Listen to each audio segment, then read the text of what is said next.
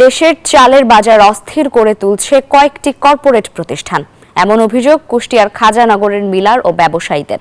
তারা বলছেন, বিপুল ধান মজুত করে কৃত্রিম সংকট তৈরি করা হচ্ছে। এতে ধানের দাম বেড়ে যাওয়ায় প্রভাব পড়ছে চালের বাজারে। তবে অভিযোগ মানতে নারাজ প্রতিষ্ঠানগুলো। সংকট নিরসনে মজুদ খতিয়ে দেখা এবং ব্যাপকভাবে চাল আমদানির পরামর্শ ব্যবসায়ীদের। মাহতাবউদ্দিন লালনের পাঠানো তথ্যচিত্রে দেখুন ডেস্ক রিপোর্ট।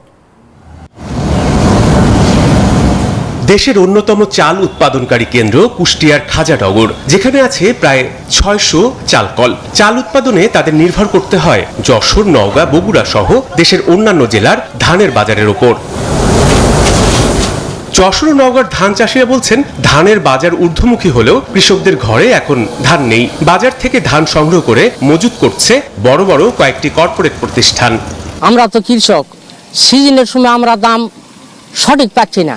কর্পোরেট যারা মিলার আছে তারা মার্কেট থেকে অনেক আগেই প্রচুর পরিমাণ ধান কিনে ওরা মজুত করে ফেলে। যাদের নাকি ৫,০০০ কোটি টাকা লোন দিতেছে সরকার, তাদের কাছে যাই কথা বললে পরে মানা। আমার লোনই দিচ্ছে ৩ টাকা, আমার ঘরের ধানই আছে ৫ টাকার, আমি কালো বাজার হলাম কিভাবে ভাই কল? মিল মালিক ও ব্যবসায়ীরা বলছেন, কর্পোরেট প্রতিষ্ঠানগুলো বাজার থেকে কম দামে ধান কিনে অনেক বেশি দামে চাল বিক্রি করছে। এখন যারা কর্পোরেট আসছে তারা যেমন দেখা গেল যে তাদের যে কথাটা বললাম যে ১৪০০ টাকা তাদের ধান কিনা ছিল, ওই ১৪০০ টাকার পর তার ধানেই তারা এখন এখানে ক্রাশিং করবে। অভিযোগের সত্যতাও মিলেছে বাজারে। দেখা গেছে স্থানীয় মিলাররা যে চাল ৭৫ থেকে ৭৬ টাকা কেজি দরে বিক্রি করছে, কর্পোরেট প্রতিষ্ঠানগুলো একই মানের চাল ৮৫ থেকে ৯০ টাকায় বিক্রি করছে। যারা কর্পোরেট ধানের চালের ব্যবসা করছে তারা ধরেন সারা বাংলাদেশের ম্যানেজার আছে, তারা সব জাতীয় ধানটা তারা ক্রয় করছে, যে কোনো দামে তারা ধান নিয়ে যাচ্ছে এবং তাদের চালের রেটটাও বেশি থাকে। খাজানগরের চাউল ধরেন এখন কেনা হচ্ছে ৭৫ থেকে ৭৭ প্রতি কেজি, আর ব্র্যান্ডের ওইগুলা ধরেন ৯০ টাকা।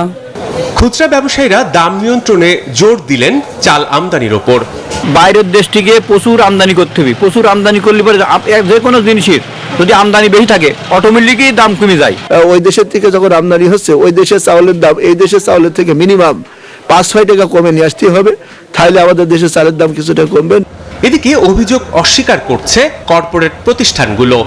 না, এটা একবারে ঠিক না, এটা কথার কথা, তাছাড়া কিছু না। যতগুলো কোম্পানি কর্পোরেট হাউস যারা ব্র্যান্ডিং করে তারা মাত্র ৬% কিন্তু ট্রানজাকশন করে, আর বাকি কিন্তু এই খোলা বস্তা বা এই বড় বস্তাতে বিক্রি হয়। সো এখানে তারা একটা বেরিয়ে যাওয়ার জন্য এই ধান্দাটা করে। ১৫ দিনের বেশি ইনভেন্টরি কিন্তু কোনো অবস্থায় ধান কিনে রাখা যায় না।